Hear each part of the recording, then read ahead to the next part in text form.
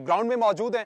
यहाँ पर former captain Salman but साहब हमारे साथ मौजूद होंगे और वो बताएंगे कि कहां पर किस प्लेयर, किस बॉलर, किस बैटर, किस फील्डर ने गलतियां की बांग्लादेश सीरीज में और किन बेसिक टेक्निक को दोबारा से उन्हें याद करना पड़ेगा। हम पिच रिपोर्ट देखेंगे, जो पिच रीड करना एक बड़ा इंपॉर्टेंट काम है, जो कि हमारे क्रिकेटर्स, हमारे कप्तान, हमारी टीम मैनेजमेंट जो है पिच रीड करने में नाकाम दिखाई दी और पिच पर ही सारा मलबा डाला गया। हम पिच पर मौजूद होंगे, उन क्रैक्स की बात करेंगे, उस ग्रीन टॉप नॉच विकेट की बात करेंगे जहां पर शान मसूद को उसको रीड करने में मसला आया और अजहर महमूद ने भी एडमिट किया कि विकेट वाकई ही खासा मुश्किल दिखाई दिया जाता। उसके बाद जिस तरह के हमारे बैटर्स जो हैं वो बाहर जाती गेंदों को बल्ला लगाते रहे, तो कुछ बैटिंग टेक्निक्स पर बात करेंगे जहां पर यहां पर लोकल बैटर्स जो हैं अब वो बैटिंग कर रहे होंगे। इसी तरह बॉलर्स के रिदम पर ऑन फील्ड जिस वक्त शाहीन शाह अफरीदी बॉल करवा रहे थे, फिर अजहर महमूद ने एडमिट किया कि शाहीन अफरीदी रिदम में नजर नहीं आए, जो कि उन्हें पहले सोचना चाहिए था। तो बॉलर्स के रिदम पर बात करेंगे। स्पिन डिपार्टमेंट जो पाकिस्तान का खासा हुआ करता था, स्पिन डिपार्टमेंट में सिवाय अबरार के जिन्होंने कोई up to the mark performance नहीं दी, उन पर बहुत से सवालिया निशान उठे हैं। तो स्पिन डिपार्टमेंट पर भी हम बात करेंगे। तमाम तर सूरत-ए-हाल सलमान भट्ट साहब से जानेंगे। इस वक्त हम निजी अकेडमी में मौजूद हैं, तो चलते हैं भट्ट साहब के पास। अस्सलाम वालेकुम। वालेकुम सलाम। भट्ट साहब कैसे हैं आप? मैं ठीक हूँ हमजा। भट्ट साहब आज कोशिश की कि हमने ग्राउंड में आकर वो सारी बातें जो हम सेट पे करते हैं और वो बेसिक टेक्निक जिन पर अब सवाल उठने लगे हैं, हमने सोचा क्यों ना ग्राउंड में आकर लाइव देखकर आप एक्सप्लेन करें कि ऐसा कोई ये मुश्किल काम नहीं है जो इतनी सीनियर हमारी टीम जो है वो ये नहीं कर पा रही। सबसे पहले थोड़ी सी बैटिंग की बात कर लेते हैं। जिस तरह की बैटिंग हुई पिच पर हमने बहुत जरूरी जाना, क्योंकि पूरे दोनों मैचेस में पिच जो है वो सेंटर ऑफ कॉन्वर्सेशन रही है, उस पर बड़ी बात हुई। वो हम जाएंगे जब ये सेशन खत्म होगा। अभी थोड़ी सी बैटिंग की बात की जाए। जिस तरह के हमारे बैटर्स ने अवे जाती बॉलों को हाथ डाला है, क्या बेसिक टेक्निक अगर हम यहाँ पे देखें, ये अभी फास्ट बॉलर आ रहा है और ये जिस तरह इसको खेलेंगे वो जरा थोड़ा सा एक्सप्लेन अगर आप कर दें यंग टैलेंट के लिए, ये जिस तरह से बॉल छोड़ा है। हाँ, छोड़ा है। हाँ, बेसिकली यही आपने करना है, जो अच्छी जगह का बॉल है, अच्छी लाइन है, अच्छी लेंथ है और आपको पता है कि आप नया बॉल खेल रहे हैं और स्लिप्स खड़ी हैं और पिच ऐसा है जो कि ग्रीन है जहाँ पे मूवमेंट होनी है और वो बनाया ही इस मकसद के लिए गया कि फास्ट बॉलर को मदद मिले। तो वहाँ पर फिर बड़ा ज़रूरी है कि आप अच्छे बॉल को रिस्पेक्ट दें और रिस्पेक्ट आपने ये नहीं करनी कि आपने उससे सलाम दुआ करनी है। रिस्पेक्ट उसकी ये है कि आप अच्छी जगह का बॉल उसे छोड़ दें, आप उसको कीपर तक जाने दें, क्योंकि ये बॉलर्स को थकाते हैं। ये एक्टिविटी बॉल को पुराना करती है और ये आपकी आई साइट को सेट करती है कि बॉल आप जितना अच्छा विजुलाइज करने लगते हैं जितनी देर आप पिच पे स्टे करते हैं। सो आई गेस कि ये वो बेसिक है क्रिकेट की कि जिसको आप डिनाई नहीं कर सकते। चाहे आप 1900 जो है ना अर्ली 90s में चले जाएं, चाहे आप आज के दौर की बात कर लें, चाहे उससे 1950s में चले जाएं, जो कुछ सिंपल बेसिक्स हैं ना, जो कोर रूल्स हैं गेम के, वो नहीं तब्दील होते। तो अगर आप अच्छी बॉलिंग करें, आपको याद होगा जब पाकिस्तान ऑस्ट्रेलिया गई अभी हालिया टूर पे, तो एक टाइम था कि पाकिस्तान ने 16 रन पे 3 या 4 खिलाड़ी आउट कर दिया ऑस्ट्रेलिया के। बिल्कुल ऐसे ही। तो स्मिथ उनके आखिरी सीनियर प्लेयर थे अंदर और स्मिथ के साथ खेल रहे थे मार्श। स्मिथ ने 100 बॉलें खेली पाकिस्तान के खिलाफ टेस्ट में जिसमें बाउंड्री नहीं लगाई उन्होंने। हाँ, टाइम दिया। यस, तो वो स्ट्रेटेजिक एक अमल है जो हिकमत अमली उन्होंने अपनाई कि पाकिस्तान के बॉलर्स का वो जो टफ पीरियड था उसको रिस्क लिए बगैर निकाला। अब ये डिमांड करता है high levels of concentration, focus, और ये आपकी आदतें होती है, ये मसल मेमोरी होती है जो डेवलप होती है इस तरह लंबी लंबी प्रैक्टिसें करने से। डेली के 500, 700, 1000 बॉल आप अपनी कैपेसिटी के मुताबिक खेलते हैं और आहिस्ता आहिस्ता अपनी कैपेसिटी बिल्डिंग करते जाते हैं। और प्रैक्टिस का मकसद हरगिज़ ये नहीं है कि आप प्रैक्टिस में आएँ और आपने इधर मारी उधर मारी, 150, 250 बॉल खेले, बीच में 25 दफ़ा आउट हुए, ये कोई प्रैक्टिस नहीं है। प्रैक्टिस वो है कि जो आप आज के दिन से लेने आए हैं एज अ बैट्समैन, आप जो भी करने आते हैं एज अ बैट्समैन, आउट होना उसका हिस्सा नहीं होता। वो एक इवेंचुअल रिजल्ट हो सकता है, आपकी नाकामी, आपकी शॉट एग्जीक्यूशन अच्छी ना हो उसकी सूरत में, लेकिन आपकी कोशिश ये होती है कि मैक्सिमम आउट हुए बगैर ऑपरेट किया जा सके, यही आपकी कामयाबी है। अच्छा बट साहब, पेस एक जेन्युइन इशू हमने इस सीरीज में स्पेसिफिकली देखा। वैसे तो 2021 के बाद से डिक्लाइन की तरफ हम जा रहे हैं। अभी ये जो यहाँ पर फास्ट बॉलर्स लगे हैं, नेकेड आई से खासी तेज बॉल लग रही है, क्या एक की फैक्टर है जो इन बच्चों को आप सिखा रहे हैं उस लेवल तक जाने के लिए, उस क्राइटेरिया को मीट करने के लिए कि 140 प्लस हमने कैसे जाना है? देखिए, पेस का जो एलिमेंट है ना, ये नेचुरल होता है। आप जब फिजिकली बहुत फिट हो जाएं, बहुत अच्छी ट्रेनिंग कर लें और राइट टेक्निक के साथ ट्रेनिंग कर लें, तो आप 5 से 10 किलोमीटर का फ़र्क, वेरी ऑप्टिमम लेवल पे 5 से 10 किलोमीटर का फ़र्क डाल सकते हैं। लेकिन मीडियम पेसर से फास्ट नहीं किसी को कर सकते। ठीक है, वो नेचुरल होती है pace.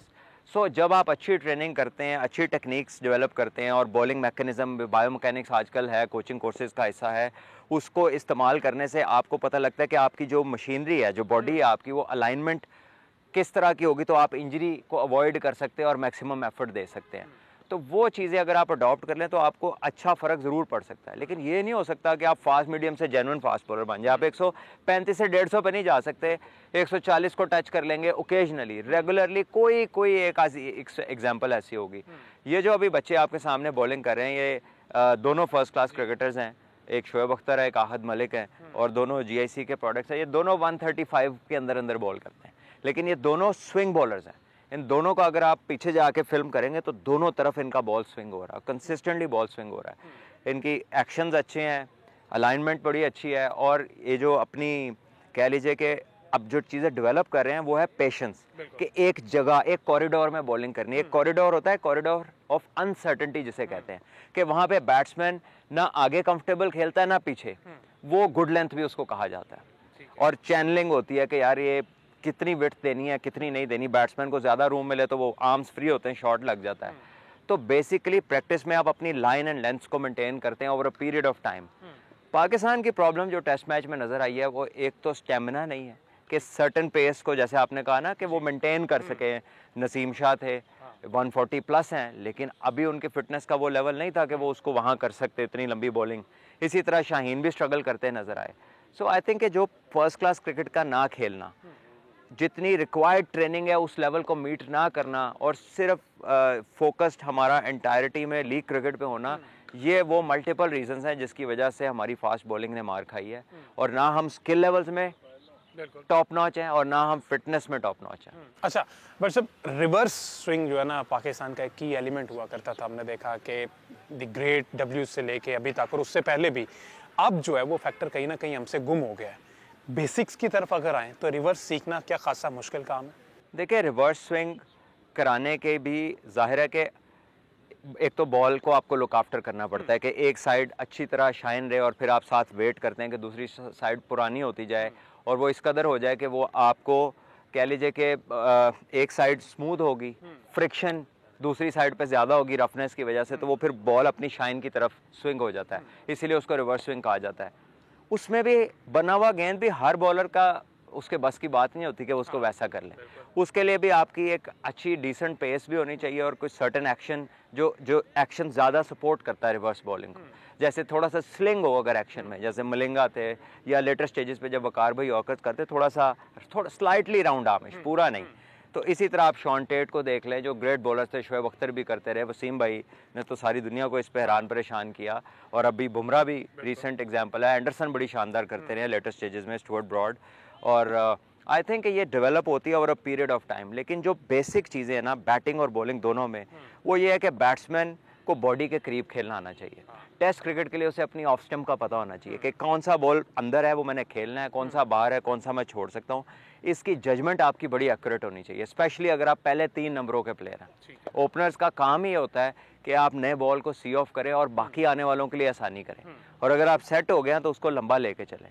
So I think Pakistan के जो इश्यूज़ हैं वो कंसंट्रेशन लेवल्स हैं, वो टेक्निकल डिफ़िकल्टी है, और फिर आदत ना होना लंबे स्पेल्स में बैटिंग करने की, ये भी। और उसकी वजह यह है कि हम फर्स्ट क्लास क्रिकेट उतना खेलते नहीं, हम टेस्ट क्रिकेट भी कम खेलते हैं, तो फिर वो चीज़ें डेवलप नहीं होती। अच्छा, बॉल की टेक केयर की आपने बात की, वो करना ज़रूरी, रिवर्स के लिए एक एलिमेंट और किसी भी मूवमेंट के लिए वो बड़ा ज़रूरी है।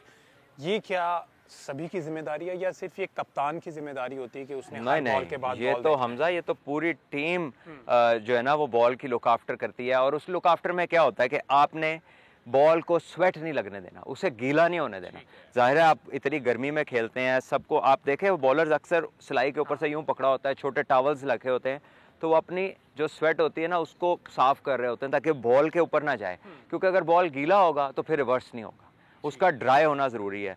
तो वो कई प्लेयर्स होते हैं जिनके पाम्स में बड़ा पसीना आता है, तो वो स्पेशली उनका वो नोटिफाई किया जाता है कि इसको गेंद नहीं देनी या इसने गेंद नहीं पकड़नी पूरी तरह। तो वो फिर एक सर्टन 3, 4, 5 जो प्लेयर होते हैं उनकी जिम्मेदारी होती है कि उस बॉल को ड्राई रखना है और उसकी एक साइड को अच्छी तरह चमकाना है। अच्छा, तो थोड़ी सी स्पिन डिपार्टमेंट पे बात कर लीजिए, उसके बाद हम बैटिंग पे आते हैं। स्पिन डिपार्टमेंट चूंकि पाकिस्तान अब बिल्कुल ख़त्म हो गया, हमने देखा कि सिर्फ एक वाहिद उम्मीद अबरार मौजूद था बैक एंड पे जब हमने पीछे मुड़ के नज़र डाली तो हमारे पास कोई ऐसा बंदा नज़र नहीं आया। हमने कैरी किया तकरीबन 6, 7, 8 साल शादाब को किया, हमने नवाज़ को बहुत से मौके दिए और एक दो ऐसे प्लेयर्स हैं जिनको मौके दिए, लेकिन उस तरह से वो एग्जीक्यूट नहीं कर पाए। अभी राइट एट द मोमेंट ये जो स्पिनर तैयार हो रहे हैं, आप समझते हैं कि ये उस क्राइटेरिया को मीट कर पाएंगे? यहाँ पे उस लेवल की यहाँ पे प्रैक्टिस उनको प्रोवाइड की जा रही? देखिए, ये स्पिनर्स जो है ना, ये एक कह लें कि डेडिकेटेड काम है कि आप हैं ही स्पिनर। आपने नवाज की बात की, नवाज तो फर्स्ट क्लास क्रिकेट में बैटिंग में परफॉर्म करके उसका नाम पाकिस्तान टीम में उधर जाकर उन्होंने बॉलर बना दिया, ठीक है। और उसके बाद उसको एज अ प्रीमियर बॉलर उन्होंने लेना शुरू कर दिया और उसकी जो आउटपुट थी एज अ बैटर वो कहीं छुप के रह गई, वो कहीं कभी कभार ऊपर भेजते थे, वरना आप देखते थे कि नीचे ही उनको भेज रहे हैं। सो वो प्रीडोमिनेंटली स्पिनर नहीं थे, वो तेज़ आके बस एक्यूरेसी से बॉल करते थे। कोई शार्प स्पिन नहीं था, कोई ऐसा कमाल नहीं था कि कोई टीम को रन थ्रू कर जाएंगे, जैसे महाराज हैं, जैसे रंगना हैरत थे, या सकलैन मुश्ताक अहमद, द ग्रेट अब्दुल कादिर, जैसे जडेजा है इंडिया के लिए, अश्विन है। वो वाले स्पिन करने के लिए आपको लंबी फर्स्ट क्लास क्रिकेट खेलनी पड़ती है। क्यों आज हमारे शादाब उस तरह से एक्यूरेट नहीं है, उस तरह से वो कमाल को नहीं पहुंच सके, जितना उनमें टैलेंट है उनको तो बहुत आगे होना चाहिए था, लेकिन अनफॉर्चुनेटली फर्स्ट क्लास क्रिकेट ना खेलना। आप देखिए कि अगर आप दुनिया के जो टॉप स्पिनर हैं उनकी बॉलिंग निकाले, अब अब्दुल कादिर साहब के करियर में कुछ 56,000 बॉल उन्होंने कराए हैं फर्स्ट क्लास क्रिकेट में।